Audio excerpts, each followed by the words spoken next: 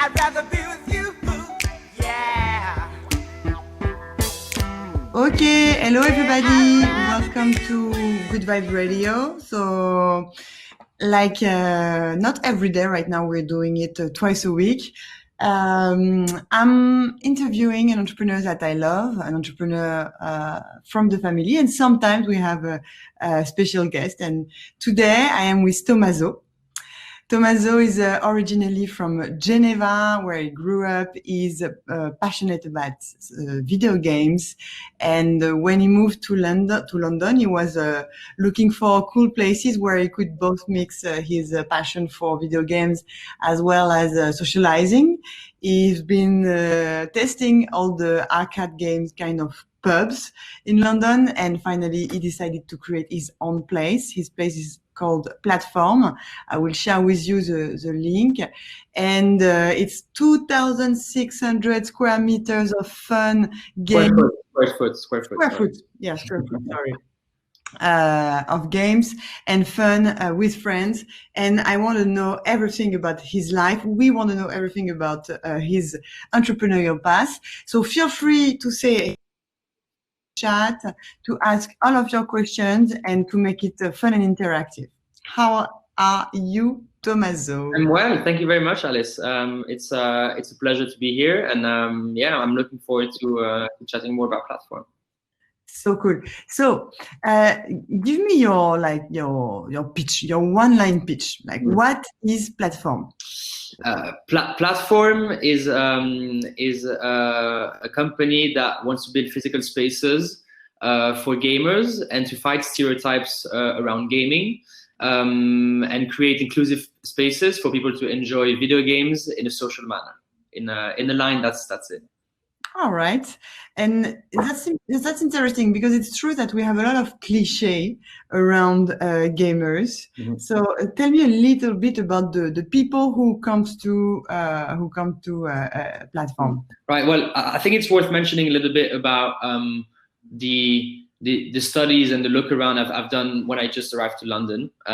So coming from Geneva, a small town in Switzerland, my intuition was London must have some really cool concepts where people get together, play video games, and hang out. And these places do exist, and they existed for quite some time. But all the places I've visited have this stereotypical average experience where it's usually a male-dominated environment. It's usually underground basement, 10 computers. Everything is a bit sticky. So everything people think about gaming is kind of all in one place. And I thought, the modern gamer today is so much different, right? There's so many more women playing video games. There's so many people playing that are not core gamers, but more casual gamers.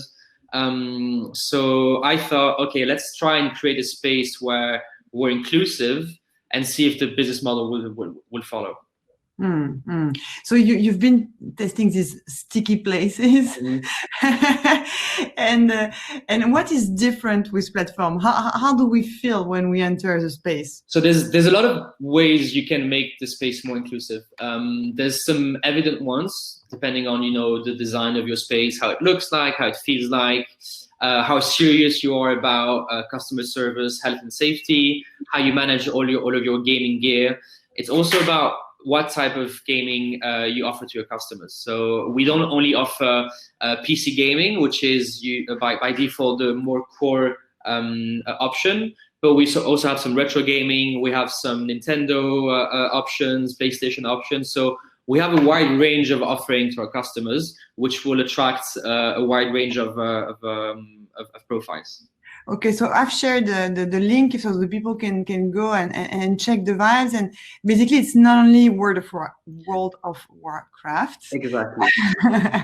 But you are a gamer. I mean, you play this game, right? Yeah. I've played a lot of these games, but I've always hanged out with people who don't play these games. So there's always been a bit of a gap between my passion and these people who don't play video games.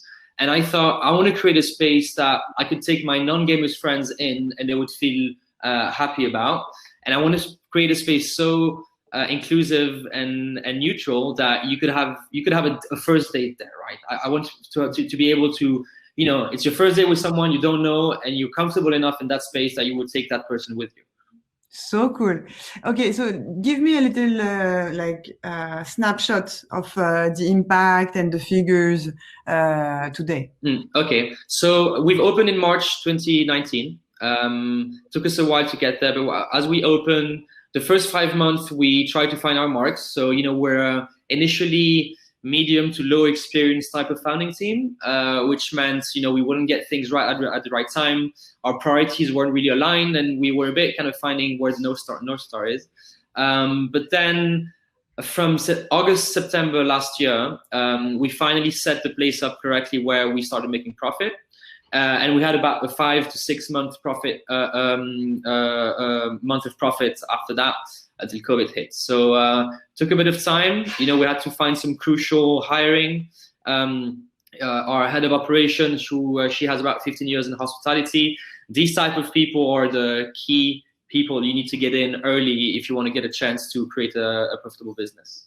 Okay. So, at the family, I'm used to interview startup founders. Mm-hmm. It's not exactly what we could call a startup, mm-hmm.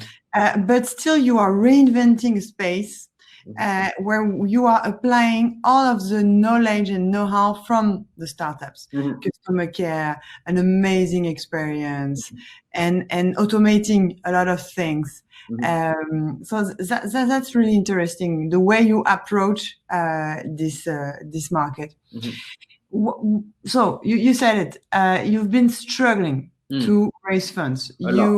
How old are you, Tomaso? I'm 27. Okay, you're 27. You were in London. You studied economics. Economics and politics, yes. Yes, and you haven't been really working. I've had some internships here and there, but knowing now what work really means, I don't think it's that relevant, to be honest. Okay. But what were you, just to know, what was your internship about? Internship were about event management for gaming and esports companies. So basically understanding how events work in gaming.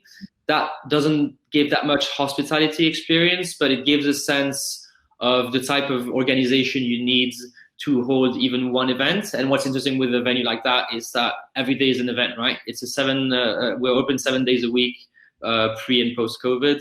Yeah, that's a struggle. And I think you mentioned the fundraising part, which was quite interesting. Is so I think I came building this project with I was really naive on all aspects, but I was really motivated and hopeful. I think there's this energy at the start when you want to build something and you start having ideas and you write them all down.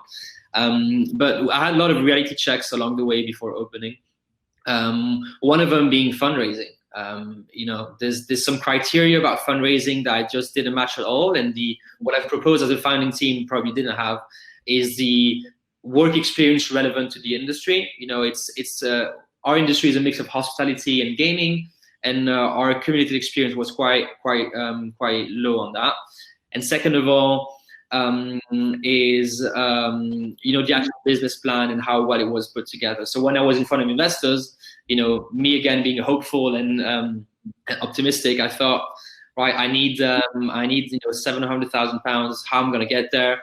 I'm probably going to get 5 investors that are all going to chip in at a high level. So again, it's a really naive approach. It's kind of cute now when I think about it, but it didn't get me anywhere. So the only option I had is more of a spray and pray approach, right? I had to pitch to, I think over the course of a year, it took me about a year to get where we needed to be, to about 100 people.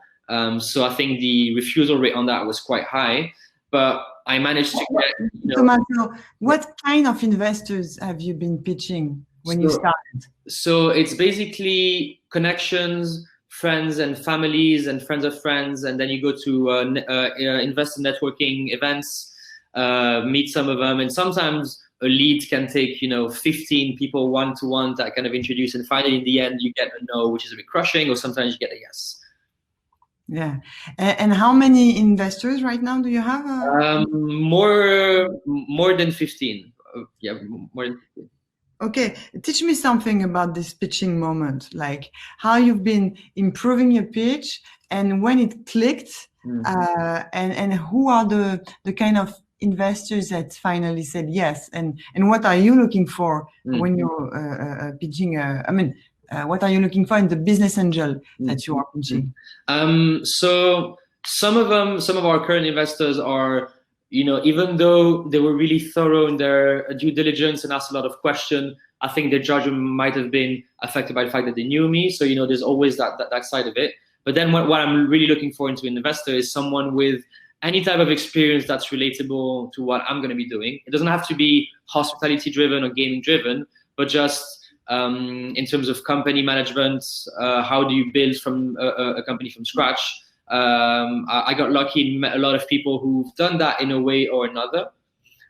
So really focusing on experience and people that can listen to my concerns and have the time and mind and headspace to be able to get back to me, right? There's a lot of people who you're just too busy to get back to you. They have everything you need, but you're a small investor. You're probably number 20 on the priority list for the week. So you need to find people who are available and willful to help. Mm-hmm. And so in the end, out of the 15, are they all gamers? Actually, none of them are. And I think that was the challenge that I had, is that since the start of this project until where we are today, I had to pitch to non-gamers about how big gaming is and how now gaming is also something they should be worried about. It's something that's crossing the borders of culture and is getting into mainstream now. And it's funny now how after like 2 or 3 years since they first invested, they send me all of these articles of how gaming is now part of the mainstream culture through, art, design, clothing. It just completely exploded. Totally. As if they were discovering it through you. And that's cool. Exactly. Okay. So you've been raising funds and it was the only way to start a business like that. Absolutely. Right? So I did do a bit of using some of my own funds, do some testing where we did some events in London. We decided to test the market and see, if this social gaming idea of being inclusive is just something I had dreamed about, or is it actually... Testing in your case means rent a place and bring some Nintendos and invite people. Exactly. So we send a lot of emails to a lot of hardware partners. Again, got a lot of refusals, but then we get, someone who would okay to be sending us 5 computers for a day and you a PlayStation here and there. Then had a friend who has cafes around London and he gave me the space for free for a day. So we used that space and we did the service and we basically built this kind of mini mock-up of how a full place would look like. It's bootstrap, but it works. And see what the reaction of people is. Are people actually going to be coming? How do they interact in the space? Do they like the idea? So we did about 4 of these events. We did the range from the really social one to the more core gamey one. And that gave us the confidence to pitch better to investors. And that's something investors ask also about. It's like, I love your idea, but give me any data on why this actually makes sense right now. Yeah.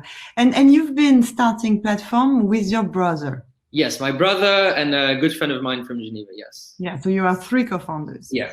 What does it mean to start a business with your brother? I can't speak for everyone. For me, me and my brother have this yin and yang relationship where we're completely opposite in terms of people we hang out with, things we like, lifestyle in general. Why? Who are you? Who is he? I'm more the solitary, stay at home, hang out, play with my friends online type of mentality. Going out, traveling right and left, meeting people, going to restaurants and stuff like that. All right. So there's 3 of us, and then we have a 4th co-founder that joined a little bit later on, and he's a bit the gray-haired co-director that we met in the Google campus in London, which at that point was the only free space where you could go and work and meet people, right? So and a good tip if you're in London, go and check it out. And we met him there, and he's more into corporate finance, but he helped us build some better cash flow scheme and finance schemes. So he joined a bit later on, but he's also part of the finance team. Mm-hmm. And so you were the CEO. Yes. And you're the little brother. Yes. Again, there's different ways you can say you're a CEO. In at least in our company, it's more in terms of giving the directions, but there's enough trust put in place that it's not direct orders and not whiplash that have to go forward. So there's no need to be the conventional CEO just for the title. I get it. I understand totally. It's just that you must have a real like strong relationship with your brother. Yeah. I think it's a kind of a nuclear family type of setup, which means we've lived together for 2 years and a half even before we started our project. So in London together. So we have our differences, but mostly we're on the same wavelength. Mm-hmm. So let's talk a little bit about the business model. Where does the money come from? Is it like people have to play to pay to play, or you make money out of the drinks and food, or I don't know. It's a free entry venue, so there's no fee up front. You can book a gaming station, and there's a fee attached to that. Most of our customers book online through our website before coming into the venue. In terms of split, it's about 75% food and drinks and 25% gaming costs, basically. All right. And you said at the beginning, the first 5 months, you were not making the money you wanted at all. Mm-hmm. And then after you understood, what did you understood? What have you been working on? What has changed so that finally you attracted much more people? So, the start is always a bit rough. People don't know you, and we didn't have a good communication and marketing structure put in place. And the third co-founder, Lucas, took over that position where he basically built from the ground up a marketing structure that works. It's important to say that compared to the average restaurant or local pub doesn't have a huge impact from marketing. But we're also part of the what's called the experience industry in London, where you have this huge crowd of people wanting to experience new things week on week. So we had to get in touch with those people. So that's what Luke has been setting up, is an effective marketing structure through social ads that would bring a lot of advanced booking, and that fundamentally changed the way our business model worked in terms of revenue, and that's what got us to the profitable. Yeah.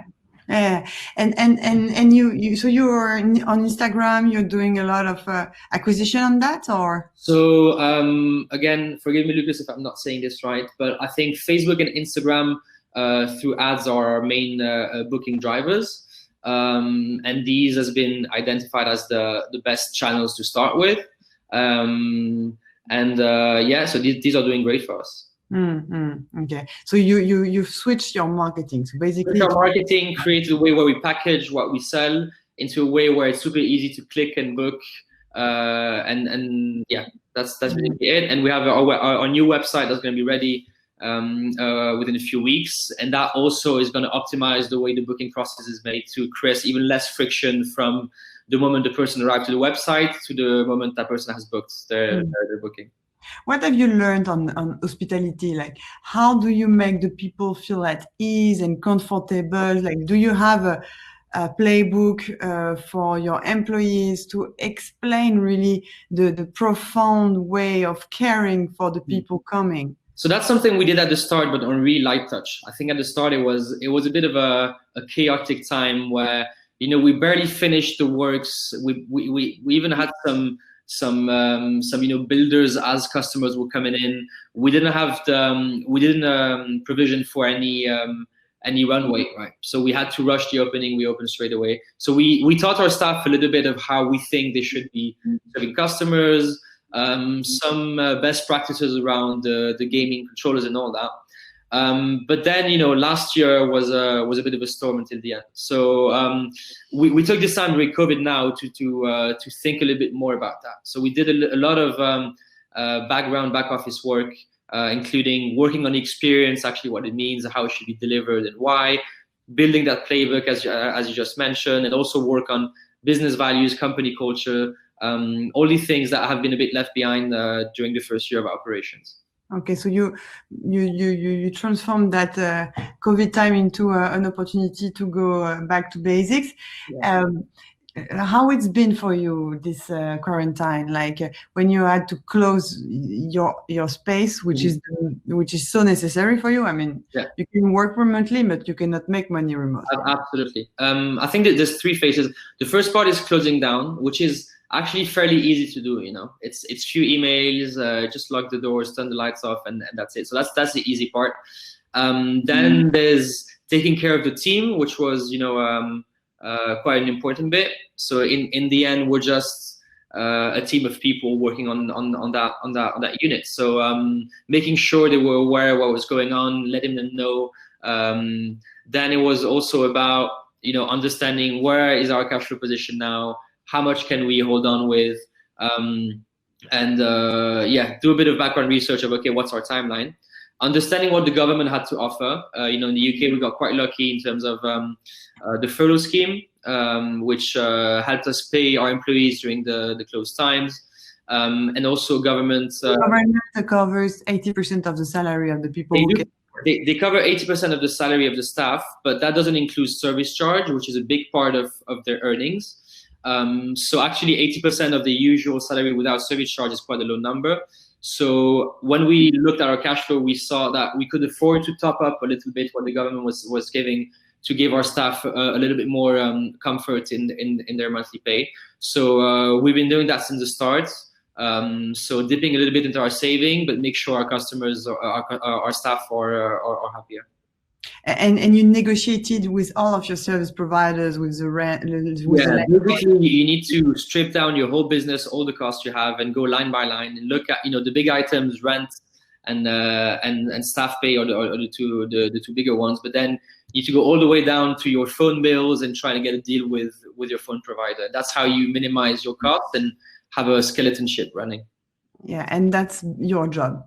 Yes. I mean, it's a common job with the founders. Is just we all know where the money is going out to. Let's be responsible and try and diminish that as much as possible. Mm-hmm.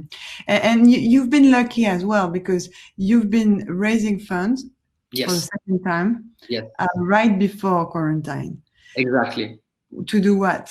So basically, we have expansion plans now that we've proven over a few months that the business model works. We have a stronger team, a better knowledge of where we're going. We initially had a plan to open in our flagship venue actually in October this year. We postponed that to March next year, and we used a little bit of the funds we got for that. I mean, actually, a good part of it to sustain the COVID no trading month. But we're still in a fundraising process now, where we're finishing off to secure the next site. Okay. And what kind of investors are you pitching right now? So we have some of our original investors, but we have about 3 different institutions we're talking to. Some of them are VC, some of them are a mix of VC, PE. So this time we're trying to do a little bit less pray and pray approach, and more, talk to bigger institutions. We can show some track records. They can see the numbers from their own eyes. So we'd rather have a lower amount of bigger investors. Mm-hmm. So what makes it more inclusive? Just like to understand, like girls are playing at 45%, you said, of your customers are girls? About 30%, yes. About 40%, okay, which is huge. Yeah. Yeah, and you think it's a tendency, like it's gonna grow up, it's gonna keep on like that? I think it's gonna carry on like that only if places both online and offline are curated to be accepting of girls to start with. I think the problem started online with a lot of male toxicity in gaming and esports, and all the forums and all the games and all the chats.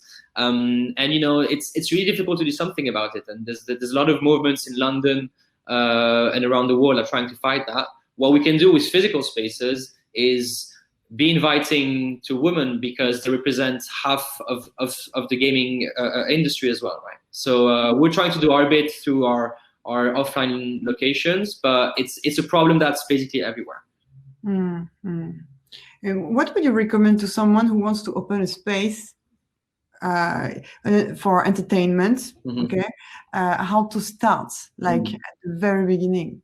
From the ground up, work a lot on your concept at the start, because we've had about 15 iterations before we end up with our concept. And I look back at I was doing at the start, and it completely changed. So don't think that the first version of your concept, you're just gonna build it, ship it, and that's the end of it. It's going to be an evolving environment. If you're not doing something that's already been done 100 times before, like a burger joint or a pizzeria, you need to start thinking about, okay, what am I actually doing here? What's different from my company towards the competitors? What else I would say? I really feel like, with this quarantine and changing, I mean, the town is changing. A lot of restaurants will have to close the door. Yeah. And it's time also to reinvent the way we approach the city. You said that you told me that in your street, you were the first to provide this entertaining kind of social gaming place. And since then, you have a ton of other stuff like that. Can you tell me, like, what we weren't actually the first ones to join, but as we joined, there was this place next door called Flight Club, and what they do is basically give you some darts to play with while you drink and eat, and it's also digitalized darts, so they've built the whole system around it.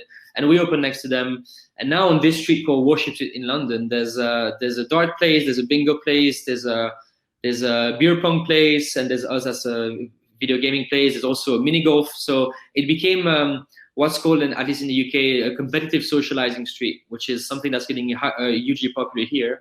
And the concept is, okay, you go out to eat and drink, but there's also a social activity attached to it that usually has a competitive aspect to it.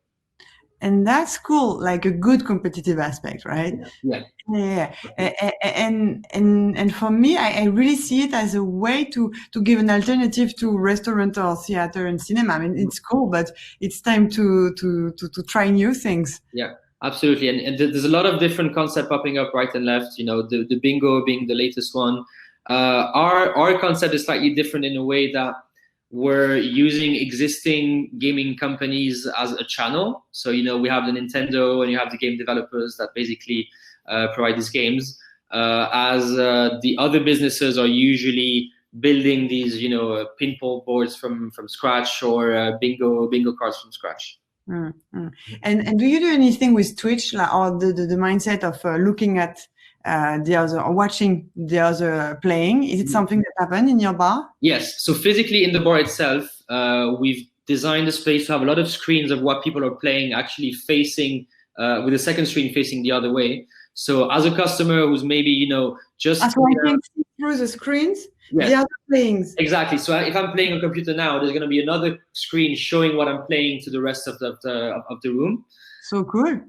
So basically for customers who are just hanging out and want to see what's going on, that's fine. And also for customers who might be a bit intimidated and haven't been playing a lot of video games for a long time, or have never played video games, the fact that you can see what's going on without having to be involved is a bit reassuring. So that's what we do for the watching aspect. And during COVID, we also started a league called Working from League, which is a corporate esports league that's happening online, and that we're hoping to have a finals event at our own location in London. All right. There is a question from Laura McDonald. And she's asking, how do you see gaming and fitness interacting as everything is moving into a digital world? Do you think there is a bigger potential to merge movement and gaming digitally? I think so. I think there's some evidence examples of that with the Wii Fits and all of that. But I've been really interested in seeing during COVID all these fitness businesses moving online, right? And the setup is usually you have the coach and people watching, and the interaction stops a bit there. And I think where gaming can come into play is you gamify the experience to make it more interactive. So I can imagine a future where you have yoga fitness instructor that give you games as you see on your screen, and you have some different movement to make at different times, and you gain points. So basically, make things more interactive. There's definitely some crossovers to be done, and I think there's also another part on the more competitive aspect of gaming esports, where fitness becomes a huge part of the performance of the athlete himself. Even though it's an athlete playing on a computer, the mental fitness and the physical fitness does impact performance.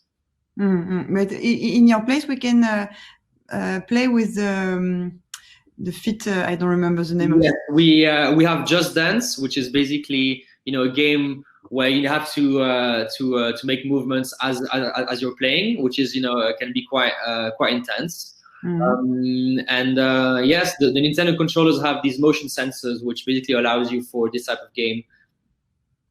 Okay, but you're not at all into partnering with big corporations and doing some serious gaming type of meetings. We do that as well. So on a day-to-day, we're a bar restaurant that's open for business. But we've been doing a lot of events with both small communities and big corporations. So big corporation, we did some game launches where we presented, the latest game that's about to come out. We did some press releases there. And then with smaller communities, we work with underrepresented communities in the gaming industry, like Black Girl Gaming. We've worked with the UN to work on a coding project. So basically, we have this space where you have all of this hardware that's available, and we have our downtimes. So we try and make that space available for other people as well. Cool. And so you said the next spaces that you want to open are going to be like way bigger. Way bigger, yeah. So the current one, we have about 2,600 square foot. The next one, which is going to be our flagship, is going to be about 7,000 square foot. This is huge. Yeah, it's pretty big. So it's our leap of faith. It's a controlled leap of faith. Now that we know what works, we're a lot more confident. Also, in the way we build the space, the approach is completely different. The first one we built was out of guessing, and we tried a bit of everything. So we had, for example, we have our stage for computers that takes, let's say, 25% of the actual space, but it only generates, 5% of our revenue. So now we have all of the data. As we build new spaces, we know what we should go for and why, and how do we optimize our business model. And having a bigger space allows you to make much more. Yes, it's bigger. You have a better split of front of house, back of house ratio, which allow more customers to come in. You have a lot better optimized space itself. The new space that we find it's got a big box, which allows you to be a lot more creative with the way you build through it. And this one will have, a speakeasy downstairs. It's going to be just a bar. It's going to be a lot more interactive, a lot more fun. And the idea is that as you go through the space, you're on a journey to discover new ways of having fun. You are only 12 people today. Only, it's already a team, but it's not that much. How? What are you looking for when you're recruiting, in terms of values, or do they have to all be game players? And yeah, let's try this first one, and then So again, just like our customer base, we want our team to be really inclusive. So we have people from all backgrounds, from the core gamers to the non-gamers. Try to get also that split of male female right. So we usually try and find some people with a decent amount of experience. At least a few years of experience in the field that they're going into. And we want to create a really inclusive and fun work experience where we're all passionate and driven, but at the same time create a positive impact on our team. We have a question from Tom. He say, "Hi, Tomaso. You speak about new ways of having fun. What do you think about the board gaming, and the video game interacting?" So that's an interesting question, because a lot of people asked us that, including our investors. Board games are amazing. They're great, but there's so many great places around London that already answer for that demand. There's some great board game clubs and gaming board game bars that I feel, at least in terms of mission, already answer to the demand. They could be interacting together, but our idea is to bring the more digital version of it and really work on that angle and push it to the maximum. How do you do not to be totally absorbed physically by the space? When you own a space, when you manage a space, there's so much to do. And as a CEO, how do you manage your time? It's open 7 days. How do you do? And what your days look like usually? How do I do? I think, having people you work with that you trust takes a lot of the pressure off instantly. When I leave the venue and I come home and I know there's a big night going on, I'm not worried about what's going on, because I trust the people there and I'm sure they're doing a great job. So you are able to switch off. Yes, able to switch off quite easily. But then, the venue is just one bit of the puzzle, right? There's this live venue, which is the equivalent of a crying baby nonstop, right? And it always needs attention, and there's always a problem, and there's always going to be some stuff to do there. But then there's the rest, which is growth plan, investment, cash flow, all of these projects going on in the background that also takes your attention. In terms of what I do more personally is try and give direction to the rest of the company in terms of budgets, KPIs, priorities, where we should be going, putting some fires when there are a big problem to deal with, and then mostly work on the growth path. So building narrative for investors as well, for them to understand where we're trying to go, and then finding a new location, negotiating with the landlord, and then there's a huge Gantt chart that opens as soon as you want to open a new place. It's a pretty complicated process. And what do you do in your time, your personal time, to switch off? I actually play video games, funny enough, because I never have the time to play any video games since I started this company. And I thought, I'm going to start this venue. It's going to be amazing. I'm going to be playing there all day with my friends. I actually have no time to play. So when I have a bit of time off, I do that.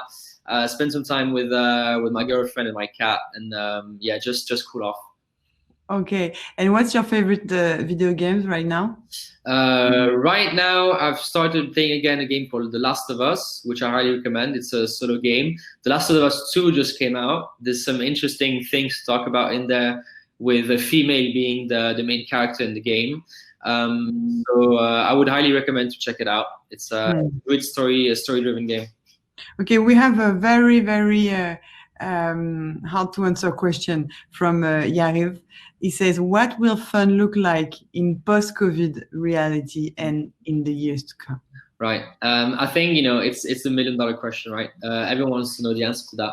I think the immediate effect we have for us, directly is we're a business where people touch a lot of things, from hand to mouse to controller to mouse, keyboards, and you have your pizza and your pint, right? So, there's a lot of problems to solve right there.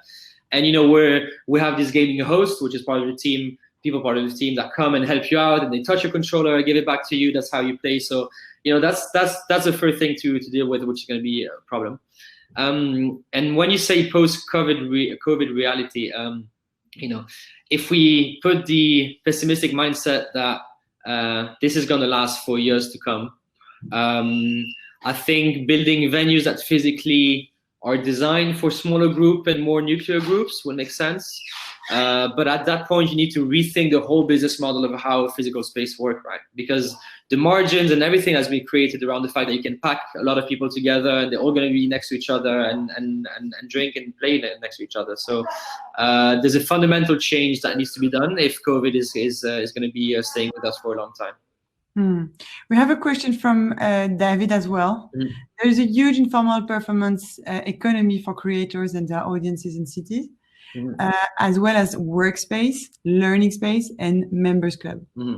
As gaming comes out of the shadows, what other formats does Tomaso think people's passion for games will take in public life?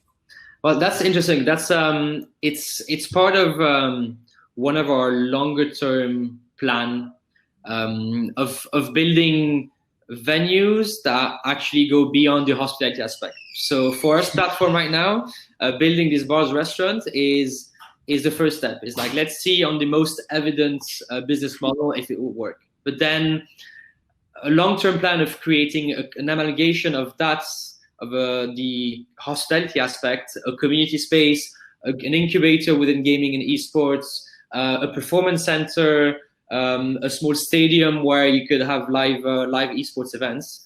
That's kind of the longer term plan. We already have some plans to build small scale stadium designed for esports, but there's a lot of different facets that we want to get right. So we're getting into that direction step by step. It makes me think of a mall of social gaming. Yeah. As malls have to reinvent themselves, right? Malls definitely, and we've been in touch with a lot of landlords around the world, and I think it's epidemic of malls dying down that started in the US now, also in Europe, where where you have this business model doesn't work anymore, and malls needs to be a lot more experience driven. And the reason why people went to mall to start with is because you had shop A, B, and C, and you wanted these three together. But now, these three clicks online, and you can get the same. So there's no reason to travel to a mall anymore. So you need to build more experiences around. Yeah, exactly. But it was it was an excuse, the shopping, to socialize as well. Also, absolutely. So, that's something we're thinking about, creating social gaming places within mall where people can hang out together as well. There's ideas about, airports. Why not in airports where you have 6-7 hours to lose? Why not go to a social gaming place as well? There's a lot of ways we can implement that, but we thought, let's start with London, because if this ever works somewhere in Europe, it has to be London as the most kind of welcoming and inclusive space. And also, let's start at the dead center of London, where it's highly competitive. We need to kind of stress test the company and see if it will work with a really high rent environment, and see if it's really viable. All right. Laura is giving a book for everyone. Reality is Broken: Why Games Makes Us Better and How They Can Change the World. If you want to look at it, it's on Amazon. My friend, it's been amazing to talk with you. Thank you very much. Give me the song that you listen to keep the vibes up. The song that I listen to keep the vibe up. I actually haven't changed my music library since I was in high school. So there's a bit of AC/DC in there. I would say Highway to Hell. I think it's fitting for 2020. Okay, AC/DC, Highway to Hell. It's good. All right. It was a pleasure to talk with you. Thank you very much, Alice. It was a pleasure to see you all as well. If you want to network now, you're going to love it, Tomaso. It's a game. I'll join, definitely. So you all click on networking, réseautage, and every 5 minutes, you're going to meet with someone who's been attending this event and who's been enjoying this moment. Yeah. Thank you. Bye-bye. Bye. Yeah,